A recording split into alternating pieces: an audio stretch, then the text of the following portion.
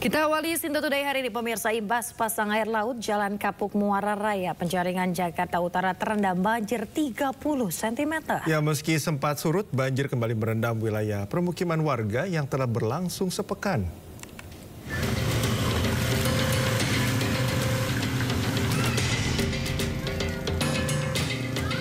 Kondisi Jalan Kapuk Muara Raya, Penjaringan Jakarta Utara terendam banjir rob imbas pasang air laut pada Minggu siang. Ketinggian air yang bervariasi mulai dari 10 hingga 30 cm membuat warga terpaksa beraktivitas di tengah genangan. Meski sempat surut di sore hari, namun banjir kembali merendam akses jalan warga saat pagi hari. Banjir yang merendam sepekan terakhir ini membuat 4 RT di RW 01 Kelurahan Kapuk Muara terdampak.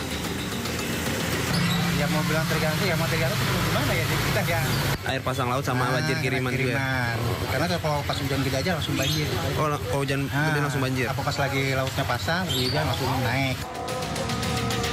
Diketahui, jalan pemukiman warga Kapuk Muara Raya bersebelahan dengan Kali Cagak yang mengalir langsung ke laut. Jika kondisi laut pasang dan hujan deras intensitas tinggi, air Kali Cagak meluap ke pemukiman warga. Dari Jakarta, Sofian Firdaus, iNews melaporkan. Pemirsa, cuaca ekstrim yang melanda wilayah Banyumas, Jawa Tengah menyebabkan Perbanyumas, Jawa Tengah istiwa tanah longsor. Ya, ini tanah longsor ini akibatnya membuat material tanah longsor menimpa rumah warga hingga jebol.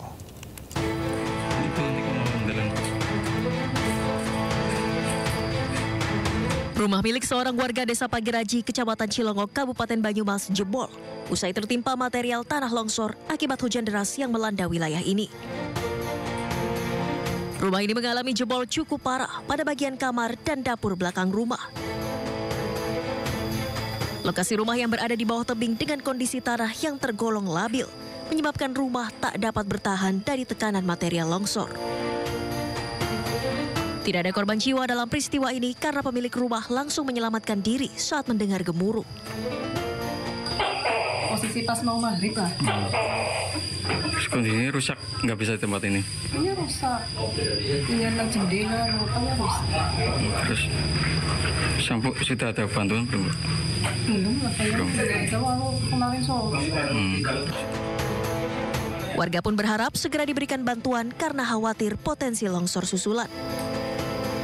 Dari Banyumas, Jawa Tengah, Saladin Ayubi, iNews melaporkan.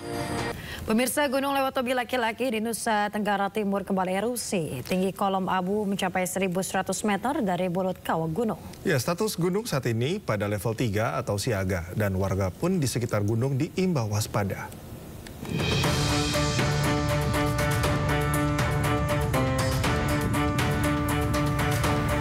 Gunung Lewotobi laki-laki di Nusa Tenggara Timur kembali erupsi.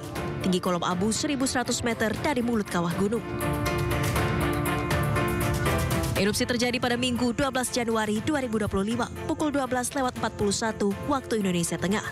Dengan intensitas tebal kolom abu condong ke arah barat daya dan barat. Erupsi ini terekam di seismogram amplitudo dengan durasi 5 menit 14 detik. Status gunung saat ini pada level 3 atau siaga. Rekomendasi masyarakat dan pengunjung di sekitar Gunung Lewotobi laki-laki, wisatawan tidak melakukan aktivitas apapun dalam radius 5 km dari pusat erupsi gunung. Sementara di wilayah barat daya hingga timur laut sejauh 6 km.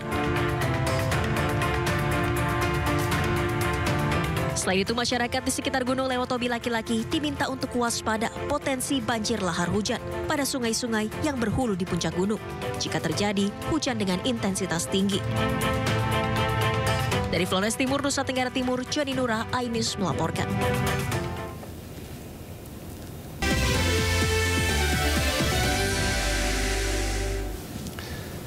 Kembali di Sinto Today, pemirsa, sebelum diperiksa KPK sebagai tersangka suap dan perintangan penyidikan, Sekjen PDIP Hasto Kristianto asik berjoget. Hasto berjoget di atas panggung dengan logo KPK, namun bukan Komisi Pemberantasan Korupsi, melainkan kelompok pemuja koplo.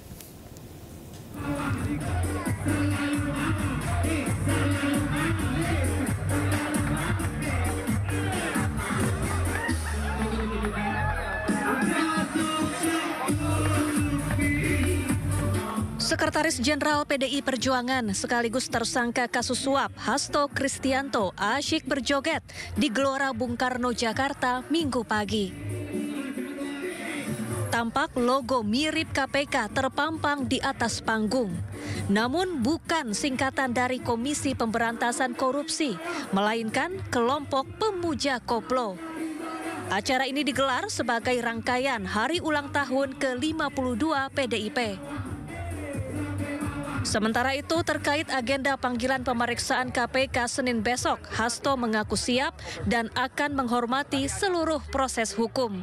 Ada check and balance. Ini kan sudah persoalan cukup lama dan sesuai dengan komitmen saya akan taat sepenuhnya pada seluruh proses hukum yang berkeadilan. Ya, kami hormati terhadap seluruh proses yang ditujukan kepada saya. Saya punya kewajiban. Bahkan saya juga sudah membaca hak-hak saya dalam status sebagai tersangka. Hak sebagai tersangka apa saja itu sudah saya pelajari dengan baik. Jadi saya akan hormati seluruh proses, akan ikuti seluruh proses. Sebelumnya, Hasto telah melayangkan gugatan pra-peradilan ke Pengadilan Negeri Jakarta Selatan terkait penetapannya sebagai tersangka kasus suap dan perintangan penyidikan. Rencananya sidang perdana pra-peradilan akan digelar Selasa 21 Januari 2025.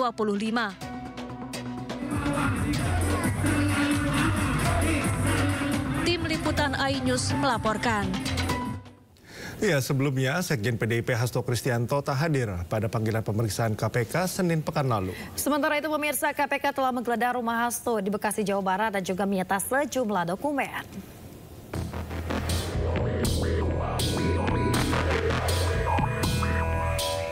Sekretaris Jenderal PDI Perjuangan Hasto Kristianto tidak hadir dalam panggilan pemeriksaan KPK Senin pekan lalu. Dalam surat yang dikirimkan ke KPK, Hasto mengaku harus mempersiapkan acara hari ulang tahun PDIP. Sementara itu, KPK memaklumi ketidakhadiran Hasto dan menjadwalkan ulang pemeriksaan Hasto pada Senin 13 Januari 2025. Satu hari usai Hasto absen dari pemeriksaan, penyidik KPK menggeledah rumah Hasto di Bekasi, Jawa Barat. Usai 8 jam penggeledahan, KPK menyita 1 buah koper dari rumah Hasto. KPK juga membawa sejumlah dokumen, buku catatan, dan flash disk. Saat penggeledahan, Hasto tidak berada di rumahnya karena sedang ada kegiatan di Jakarta. Sebelumnya, tepat di malam Natal 24 Desember 2025, KPK menetapkan Hasto Kristianto sebagai tersangka dalam kasus suap dan perintangan penyidikan. Hasto disebut menyuap Komisioner KPU Wahyu Setiawan terkait pergantian antar waktu anggota DPR fraksi PDIP. Hasto juga diduga membantu buronan Harun Masiku melarikan diri dari perburuan KPK. Selain Hasto, KPK juga menetapkan staf Hasto, yakni Doni Tri Istiqomah sebagai tersangka kasus suap. Tim Liputan iNews melaporkan. Tentunya itu menjadi sorotan publik ya ketika Pak Hasto ini joget sebelum dipanggil. Ada yang bilang ini bahwa hanya ekspresi biasa, ada yang bilang ini cywar juga gitu ya. Terhadap... Nanti kita tunggu hari ini yang mana Hasto Kristianto ini dijadwalkan akan diperiksa oleh KPK ya. Ya tentunya, dan bagaimana situasi terkini di Gedung Merah Putih KPK menjelang pemeriksaan Hasto Kristianto, sudah ada rekan kami Esra Ambarita di sana. Ya Esra, pukul berapa rencananya pemeriksaan terhadap Sekjen PDIP Hasto Kristianto dilakukan di KPK? Ya, selamat pagi Cikal, Yasmin dan juga pemirsa. Informasi yang kami terima sejauh ini di Gedung Merah Putih KPK bahwa kedatangan Hasto ini, kalau mengutip apa yang disampaikan beberapa waktu lalu, akan dilakukan pada pukul 10 pagi langsung untuk menjalani terkait dugaan ataupun degaan yang melibatkan namanya yang terjadi pada 24 Desember 2024 lalu dalam kasus suap yang melibatkan nama Harun Masiku. Nah, untuk sejauh ini kami belum mendapatkan informasi pernyataan lebih lengkap dari pihak KPK maupun juru bicara KPK apakah ini akan mengalami perubahan waktu Namun sejauh informasi ini tetap akan nanti pukul 10 pagi. Nah, tentunya ini menjadi hal menarik karena bersamaan juga bahwa Hasto Kristianto ini sempat mangkir karena disampaikan ingin mengikuti rangkaian kegiatan ulang tahun PDIP terlebih dahulu, dan hari ini akan menjadi jadwal pemanggilan pertamanya usai ditetapkan sebagai tersangka pada 24 Desember lalu. Nah, tentunya kasus ini cukup menarik karena Hasto Kristianto bersama kuasa hukumnya juga dalam waktu yang bersamaan juga mengajukan pra-peradilan yang tentunya nanti tanggal 21 Januari akan dilakukan sidang perdananya. Nah, tentunya kita akan melihat apakah Hasto langsung ditahan, mengingat kemarin sudah dilakukan penggeledahan di 2 titik yang berbeda, yakni di rumah Hasto Kristianto mulai dari Bekasi kemudian di Jakarta Selatan, dan diamankan sejumlah dokumen maupun flash disk dan terkait catatan penting yang juga diamankan dari pihak KPK. Hal menariknya bahwa kita masih menunggu apakah dalam kedatangan Hasto di Gedung Merah Putih KPK ini langsung ditahan, karena kalau menukil apa yang disampaikan dari pihak KPK ini harus melihat buktinya apakah cukup. Kalau cukup berarti kemungkinan besar bisa ditahan. Nah, untuk diketahui pemirsa bahwa kasus ini sudah cukup panjang perjalanannya, di mana ini sudah terjadi pada tahun 2019. Kala itu nama Harun Masiku dari PDIP berusaha untuk memuluskan langkah nama Harun Masiku untuk masuk melenggang ke Senayan. Namun pada kenyataannya ini tidak bisa diterima oleh KPU hingga berujung pada suap menyuap, yang mana pada saat itu kita ketahui ada 3 tersangka, yakni salah satunya dari ex-komisioner KPU yakni Wahyu Setiawan yang menerima suapnya dari Harun Masiku, yang digadang-gadang juga ini merupakan uang yang sebagian besar dari Hasto Kristianto. Untuk diketahui pula bahwa tidak hanya dalam suap menyuap, namun Hasto Kristianto ini diduga juga telah melakukan obstruction of justice. Jadi kita ketahui bahwa barang-barang yang menjadi bukti ini dihancurkan oleh Hasto melalui perintahnya. Tentunya Yasmin, Cikal, dan juga pemirsa, kita tunggu bersama seperti apa nanti rangkaian dari pemeriksaan maupun kedatangan Hasto pada pagi hari ini di Gedung Merah Putih KPK. Kembali ke Anda. Ya baik, terima kasih Esra Ambarita melaporkan langsung dari Gedung Merah Putih KPK. Selamat bertugas kembali. Ya, pemirsa, kita ke informasi berikutnya. Pergantian antar waktu mengantar Sekjen PDIP Hasto Kristianto menjadi tersangka kasus dugaan suap Harun Masiku. Ya, sejumlah barang bukti dan saksi telah dipegang KPK.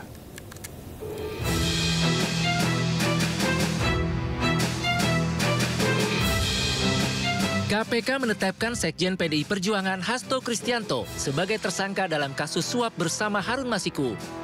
Hal ini terkuak dalam surat pemberitahuan dimulainya penyidikan yang diterbitkan KPK. Ada 2 surat perintah penyidikan. Pertama, Hasto ditetapkan tersangka atas kasus suap, dan kedua, Hasto ditetapkan sebagai tersangka karena dinilai merintangi penyidikan berdasarkan sprindik tertanggal 23 Desember 2024. Komisi Anti Rasuah menemukan bukti Hasto bekerja sama dengan Harun Masiku melakukan upaya suap pada komisioner KPU saat itu, Wahyu Setiawan, untuk meluluskan Harun Masiku sebagai anggota legislatif saat pergantian antar waktu. Tak hanya itu, KPK menemukan bukti lain saat Hasto berupaya merintangi penyidikan. Hasto diketahui meminta pegawainya untuk menelepon Harun Masiku saat KPK melakukan OTT pada Januari 2020 silam. Saat itu, Hasto memerintahkan Harun merendam ponselnya ke dalam air dan segera melarikan diri.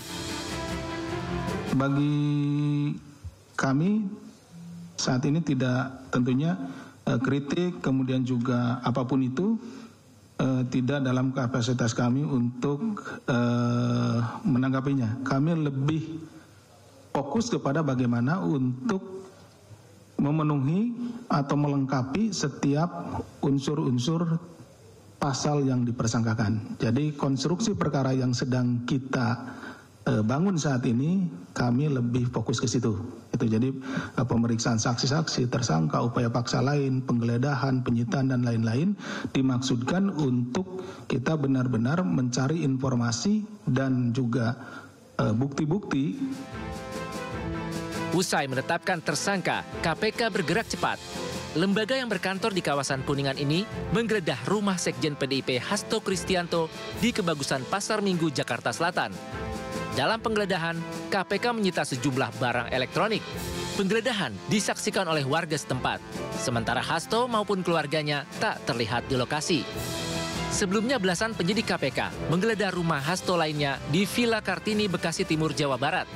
Penggeledahan digelar dengan penjagaan ketat dari puluhan personil polisi dan Satgas PDIP. PDIP sempat menyebut penggeledahan 2 rumah Hasto sebagai pengalihan isu rilis OCCRP terkait penetapan Jokowi sebagai pemimpin terkorup. 3 tadi persis kami dapat telepon bahwa penyidik KPK akan melakukan penggeledahan ke rumah Pak Sekjen. Maka kami juga coba jam 3 datang langsung untuk melihat penggeledahan yang dilakukan oleh para penyidik KPK. Ya, ada gitu. beberapa barang yang diambil sama KPK nggak Pak? Ya, ada cuman dapat dapat 1 flash disk sama 1 buku kecil tulisannya dari Mas Kusnadi, itu aja. Yang 1 koper di bawah itu apa Pak? Enggak, Kak. Yang kita terima sebagai berita penyitaan barang hanya kepada 2 bukti itu. Menurut mereka itu ada dugaan keterkaitan perkara terhadap Harun Masiku. Dalam kasus Harun Masiku, KPK juga kembali memeriksa beberapa orang saksi, diantaranya mantan anggota Bawaslu Agustiani Tio. Dalam pemeriksaan, Tio mengaku dicecar 14 pertanyaan oleh penyidik KPK. Itu kan materi ya, nggak boleh ditanyakan ya. Bukan udah dari fakta sidang juga, Bu. Itu masih Bu dari Kalimantan itu langsung dari Pak Hasto. Baca pertanyaan Ibu. Berapa pertanyaan tadi, Bu? 14. Pendalaman materinya apa aja, Bu? Pendalaman materinya apa, Bu? Tahu tuh. Udah ya, seputar apa, Bu? Lihat di putusan Pak, sekitar segitu aja kok saya ya. Yang beliau kan udah. Siap. Udah.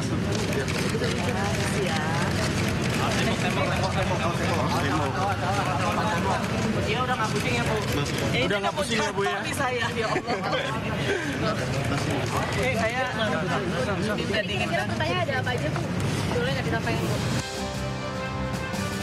Selain itu, KPK juga memeriksa mantan penyidik KPK Ronald Paul Sinyal dalam perkara yang sama. Selama pemeriksaan, Ronald mendapat 20 pertanyaan terkait keterlibatan Hasto dalam kasus dugaan suap yang menyeret buronan Harun Masiku. Lantas bagaimana kasus ini akan berproses? Akankah membuka kotak Pandora atau hanya sekedar gertak politik?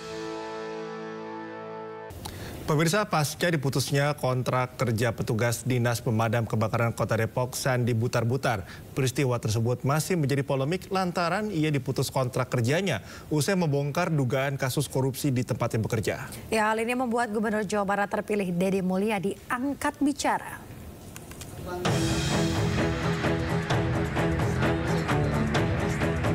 Gubernur Jawa Barat terpilih Deddy Mulyadi menanggapi terkait pemutusan hubungan kerja pegawai pemadam kebakaran di Depok, Jawa Barat. Diketahui Sandi Butar-Butar menerima pemutusan hubungan kerja lantaran membongkar dugaan kasus korupsi di tempatnya bekerja. Deddy Mulyadi mengatakan dirinya akan meminta wali kota Depok terpilih agar memperpanjang kembali kontrak kerja Sandi, lantaran dinilai memiliki dedikasi yang baik. Selain itu nantinya ia pun akan memperbaiki dan menganggarkan kebutuhan yang diperlukan oleh Dinas Pemadam Kebakaran Kota Depok. Dan nanti wali kota Depok yang terpilih baru langsung diperpanjang lagi aja. Kan dia diputus kontrak oleh pemimpin yang lama kan. Nanti biar pemimpin baru, wali kota Depok yang baru mengangkat dia kembali. Itu hal yang masih ada kesempatan, Kang. Hal yang mudah, nggak ada masalah. Jadi buat siapa namanya? Sandi. Buat Sandi nggak usah khawatir. Saya nanti udah bilang ke Pak Wali, tolong nanti kalau menjabat diangkat kembali. Ya. Kang, lepas itu juga anaknya mendapat bully dong dari sekolah. Oh iya, nanti kita bantu ya. Saya selalu akan memperhatikan pegawai-pegawai kecil yang dia punya dedikasi yang tinggi, tetapi tidak mendapat keadilan dalam pekerjaannya. Nah ini ke depan akan segera perbaiki, karena di Depok tuh nanti saya 2 yang akan fokus perhatikan. Pertama kemacetan, yang kedua kinerja kebersihan dan dampar itu. Mungkin ke depan saya yakin wali kotanya akan mampu menganggarkan dengan baik. Kepada Bapak Prabowo, tolong saya Pak, saya sejujurnya, tangkap saya dan orang yang menyuap saya.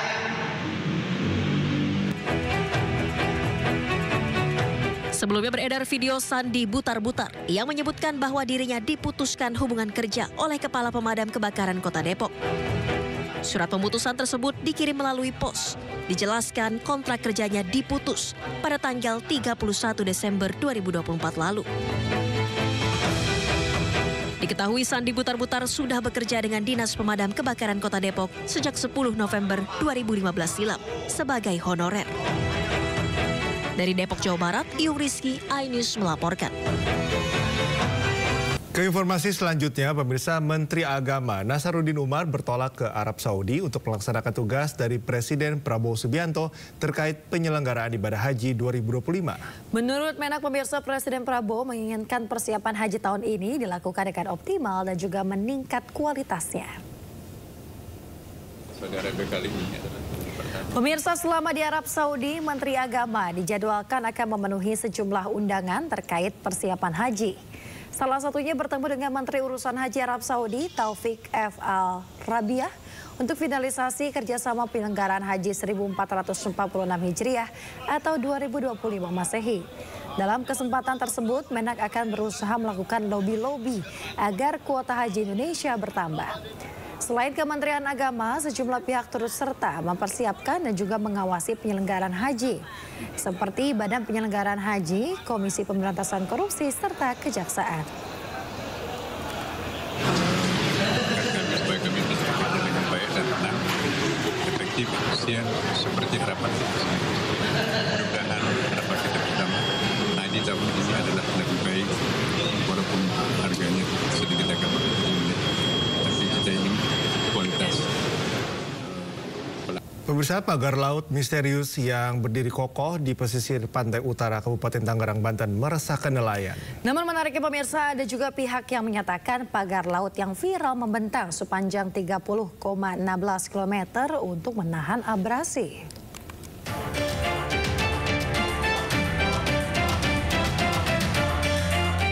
Inilah suasana gambar udara pagar misterius sepanjang 30,16 km membentang di pesisir pantai utara Kabupaten Tangerang, Banten.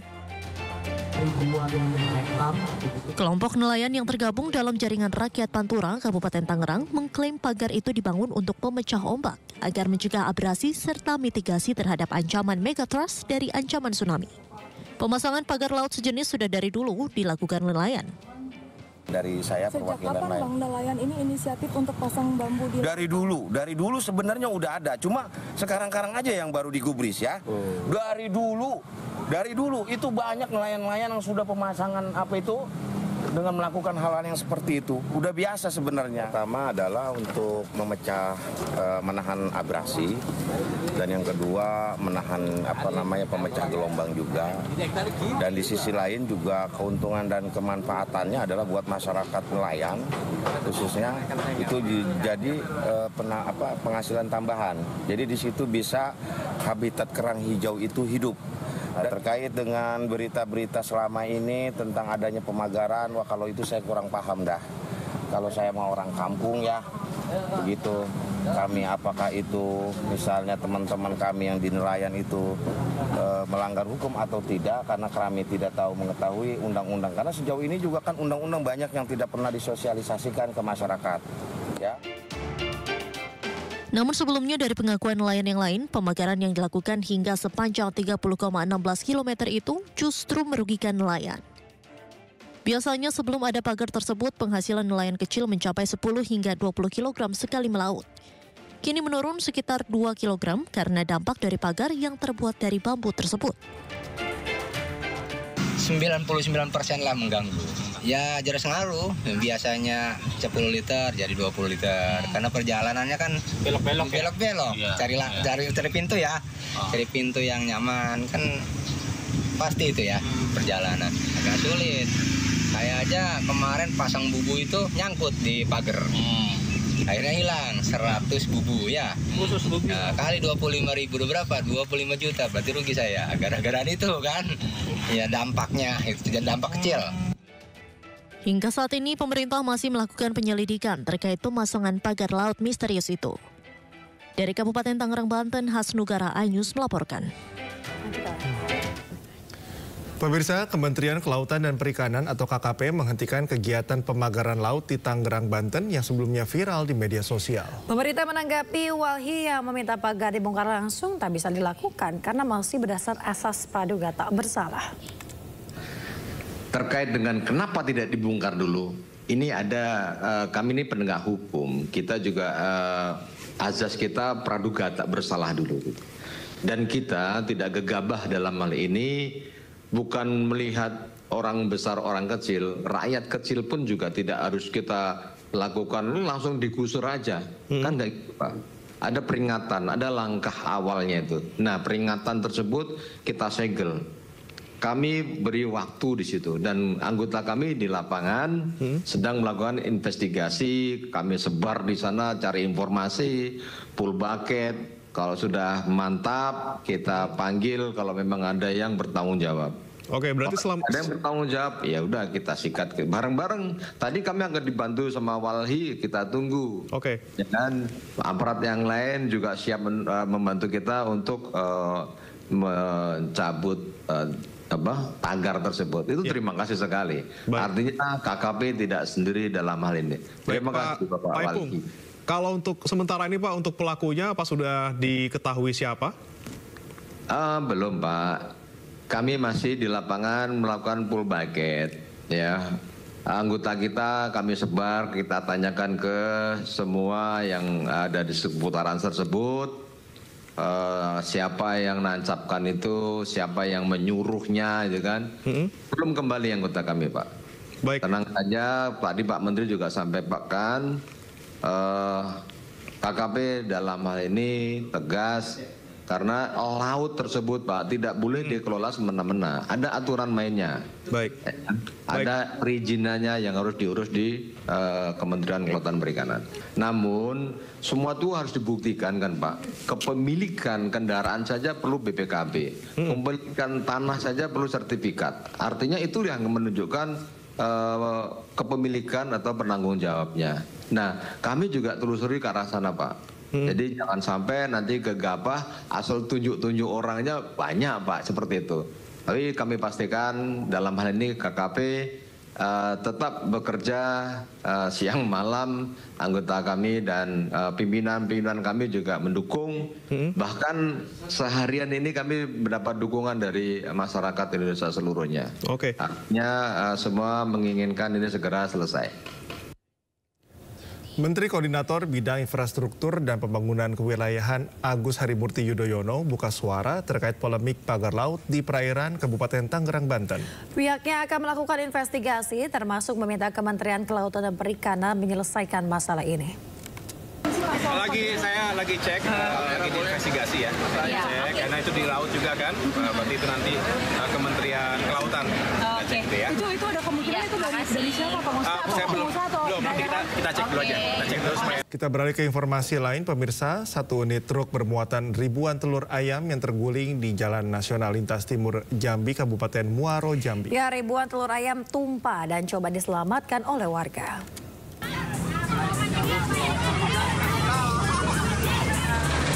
Inilah kondisi sebuah truk ekspedisi bermuatan ribuan telur ayam yang mengalami kecelakaan tunggal di Jalan Nasional Lintas Timur Jambi di wilayah Desa Kademangan, Kecamatan Jambi Luar Kota, Kabupaten Muaro Jambi, Provinsi Jambi. Truk terguling dan jatuh dari bahu jalan raya hingga keluar di jalan aspal. Akibatnya ribuan telur ayam tumpah dan berserakan. Warga pun membantu memindahkan telur yang masih utuh dan bisa diselamatkan dan dipindahkan ke mobil lain. Namun banyak juga warga yang mengambil telur-telur dan dibawa pulang. Diduga sopir mengantuk sehingga truk oleng sebelum mengalami kecelakaan dan terguling. Rumah saya ini, saya dengar bunyi dar gitu kan, saya keluar. Tiang Telkom itu udah ditondong, lihat ada mobil di sini. Jadi saya punya juga rekaman tadi jam 9, telurnya ini udah ngalir ke sana, ke samping rumah. Tadi kami sudah lihat, cek di situ selamat alhamdulillah. Sopirnya 2 nih. Mobilnya kami tanya tadi mau dari Pekanbaru mau ke Prabu Muli. Tidak ada korban jiwa dalam peristiwa ini, namun kerugian ditaksir mencapai puluhan juta rupiah. Dari Muaro Jambi, Haisun Hafiz, iNews melaporkan.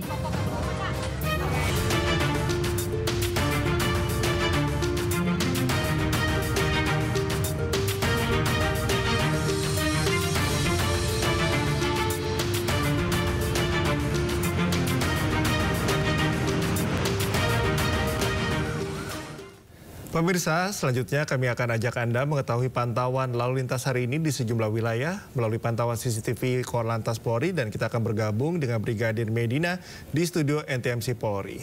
Ya, Brigadir Medina, bagaimana pantauan arus lalu lintas di sejumlah titik di wilayah Indonesia melalui pantauan CCTV saat ini? Baik, terima kasih rekan Cikal dan Yasmin, dan juga selamat pagi pemirsa. Berbagai aktivitas pagi hari Anda, kami akan mengajak pemirsa untuk mengetahui bersama bagaimanakah kondisi arus lalu lintas di sejumlah titik wilayah Indonesia melalui pantauan CCTV Korlantas Polri. Untuk yang pertama, kita pantau dari kawasan Simpang Sadang, Jawa Barat. Di mana pada pagi hari ini arus lalu lintas dari arah Cikopo ataupun Cikampek yang akan mengarah ke Purwakarta dan juga sebaliknya, juga yang akan mengarah ke Subang dan juga Cirebon dalam situasi ramai dan juga lancar, dan pelambatan kecepatan kendaraan hanya menjelang antrian traffic light saja, selepasnya kendaraan dapat melaju dengan kecepatan normal. Kemudian arus lalu lintas di arah Tol Cipularang yang akan mengarah ke Subang ataupun Cirebon saat ini juga dalam situasi ramai lancar, dan antrian kendaraan di belakang traffic light kurang lebih sepanjang 50 meter ke belakang, selepasnya kendaraan dapat melaju dengan kecepatan normal. Kami menghimbau kepada Anda para pengendara untuk mengecek kembali kondisi fisik dan juga kendaraan Anda, serta kelengkapan surat-surat berkendaraan Anda. Untuk selanjutnya, kita bergeser di kawasan Mall Mega Karawang, Jawa Barat. Untuk arus lalu lintas dari arah Jalan Jenderal Ahmad Yani yang akan mengarah ke Jalan Pantura saat ini dalam situasi kondusif lancar. Kemudian arus lalu lintas dari arah Jalan Pantura yang akan mengarah ke Jalan Tuparef saat ini dalam situasi lancar. Belum terjadi peningkatan jumlah kendaraan yang cukup signifikan di kawasan tersebut. Kami menghimbau kepada Anda para pengendara untuk tetap menggunakan jalur sesuai dengan ketentuan dan jangan melawan arus karena rawan akan kecelakaan. Untuk selanjutnya, kita bergeser di kawasan Jalan Raya Lingkar Nagrek. Pada pagi hari ini, arus lalu lintas dari arah Garut yang akan mengarah ke Bandung dalam situasi lancar. Kami menghimbau kepada Anda para pengendara agar selalu menjaga batas kecepatan maksimal kendaraan Anda, mengingat seringkali dijumpai angkutan umum yang menaik turunkan penumpang di bahu jalan yang merupakan salah satu faktor ketersendatan yang perlu Anda antisipasi. Untuk selanjutnya, kita bergeser di kawasan Simpang Kentukan Kaliurang, Yogyakarta. Arus lalu lintas dari arah Kota Jogja ataupun UGM yang akan mengarah ke Kaliurang dan juga Pakem saat ini dalam situasi ramai lancar. Hal yang sama juga terjadi dari arah Maguwoharjo ataupun Solo yang akan mengarah ke Jombor. Kami menghimbau kepada Anda para pengendara khususnya roda 2 agar selalu berhenti di belakang garis stop pada antrian traffic light, juga mengikuti arahan dan juga petunjuk dari petugas kami yang berada di lapangan. Dan pemirsa, berdasarkan data IRSMS Korlantas Polri, angka kecelakaan lalu lintas di seluruh Indonesia selama 1 kali 24 jam terjadi sebanyak 155 kasus laka lantas dengan rincian 23 meninggal dunia, 27 luka berat dan 228 luka ringan. Dari 155 kasus laka lantas tersebut, 56% terjadi pada waktu siang hari. Maka dari itu kami menghimbau kepada Anda para pengendara agar selalu berhati-hati dalam berlalu lintas dan tetap menjadikan keselamatan sebagai kebutuhan Anda. Dan bagi Anda yang ingin mengupdate informasi selengkapnya seputaran arus lalu lintas, kami siap melayani Anda di 1540669 ataupun melalui SMS kami di 9119. Dan bagi Anda dapat kami informasikan, semoga bermanfaat. Selamat pagi dan salam presisi. Silakan kembali ke studio. Baik, terima kasih Brigadir Medina atas laporan Anda. Selamat bertugas kembali dan salam presisi.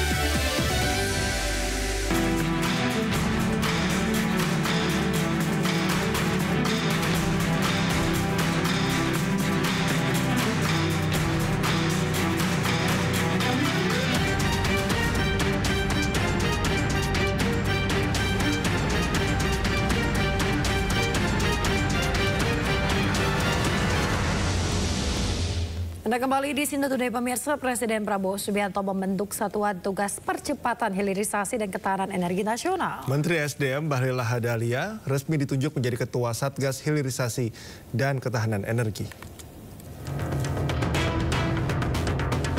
Satuan Tugas atau Satgas Percepatan Hilirisasi dan Ketahanan Energi Nasional resmi dibentuk melalui keputusan Presiden nomor 1 tahun 2025 tentang Satuan Tugas Percepatan Hilirisasi dan Ketahanan Energi Nasional.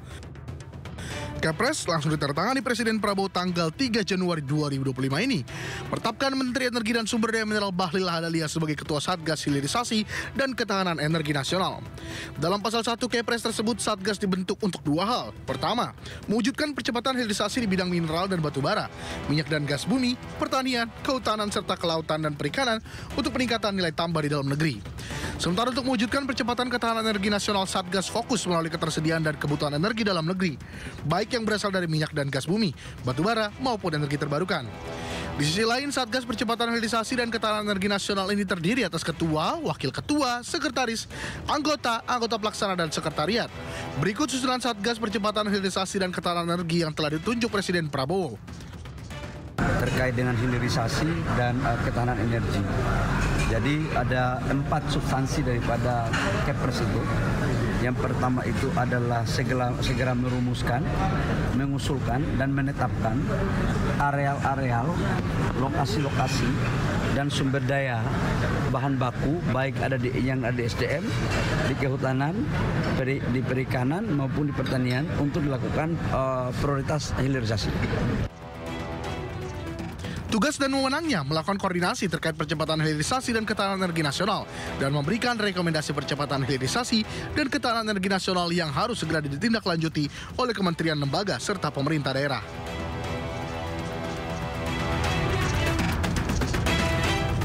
Pemirsa, Patrick Kluivert resmi diperkenalkan PSSI sebagai pelatih Timnas Indonesia. Misi berat lolos ke Piala Dunia 2026.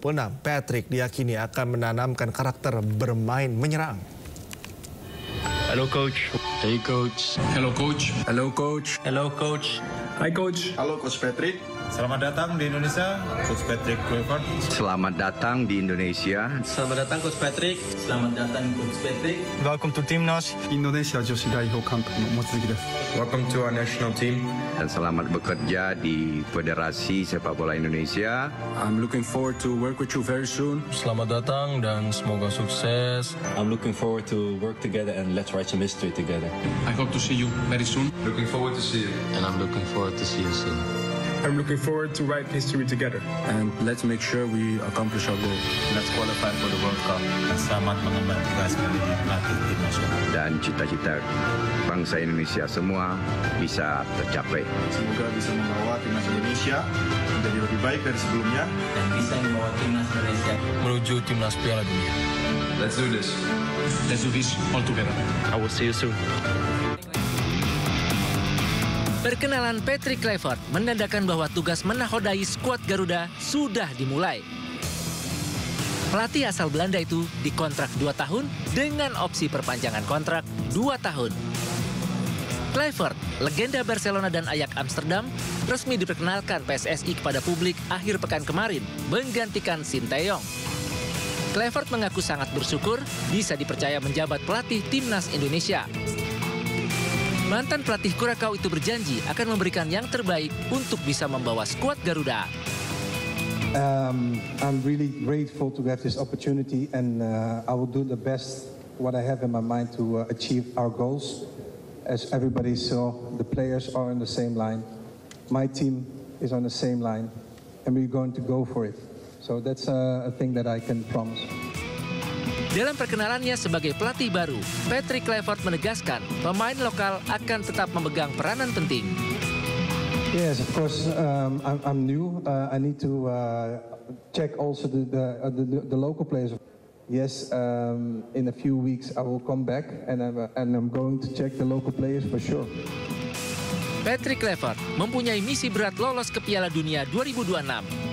Ia akan mencoba menargetkan 4 poin saat bertandang ke markas Australia dan saat akan menjamu Bahrain pada Maret mendatang. Pemirsa, Patrick Kluivert adalah sosok legenda timnas Belanda dan pernah memperkuat sejumlah klub di Eropa. Beragam prestasi sebagai pemain pernah ditorehkan Kluivert sebelum gantung sepatu dan beralih karir menjadi pelatih.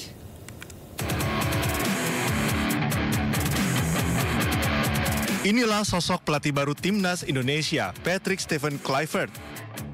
Pelatih kelahiran Amsterdam, Belanda 1 Juli 1976 ini mengawali karir sebagai pemain di beberapa klub di Eropa.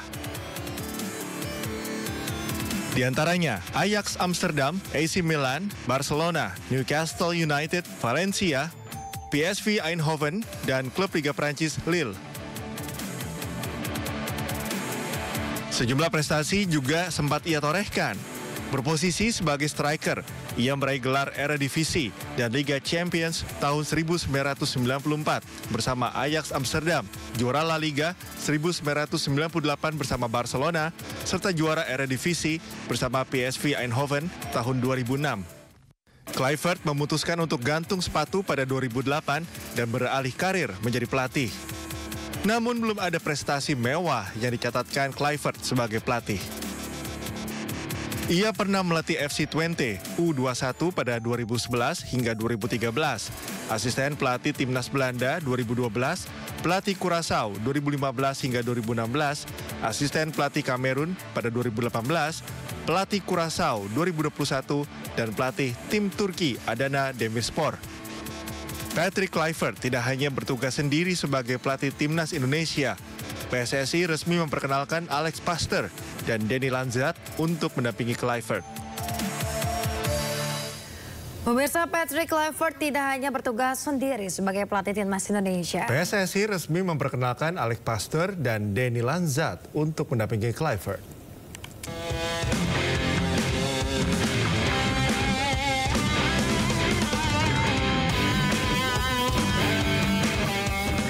Alex Pastoor menjadi salah satu pendamping dari pelatih baru Timnas Indonesia Patrick Kluivert. Pria bernama lengkap Alexander Anton Aiko Pastoor lahir di Amsterdam, Belanda pada 26 Oktober 1966. Selama menjadi pemain, Pastoor lama menghabiskan masa karirnya di FC Volendam, yaitu sejak tahun 1989 hingga 1995. Ia juga pernah bergabung di Heerenveen, KRC Harelbeke, dan Austria Lustenau hingga akhirnya gantung sepatu pada tahun 2001. Ia mengawali karir sebagai pelatih untuk tim muda AZ Alkmaar pada tahun 2001 hingga 2005. Karirnya sebagai pelatih kepala baru dimulai pada tahun 2009 ketika bergabung bersama Excelsior. Ia kemudian diangkat menjadi manajer klub Almere City pada tahun 2021 dan membawa Almere City ke Eredivisie pada musim 2022-2023. Sementara itu, Denny Dominguez Lanzat lahir di Amsterdam, Belanda pada 6 Mei 1976. Masa kejayaannya sebagai pemain saat membela MVV dan Willem II. Ia gantung sepatu pada tahun 2014 dan memulai karirnya sebagai pelatih sebagai asisten di Jong AZ pada tahun 2015. Lalu pada tahun 2022, Lanzat diumumkan sebagai pelatih asisten manajer di bawah John van den Brom di Lech Poznan. Namun pada Desember 2023 ia meninggalkan klub itu setelah Brom dipecat.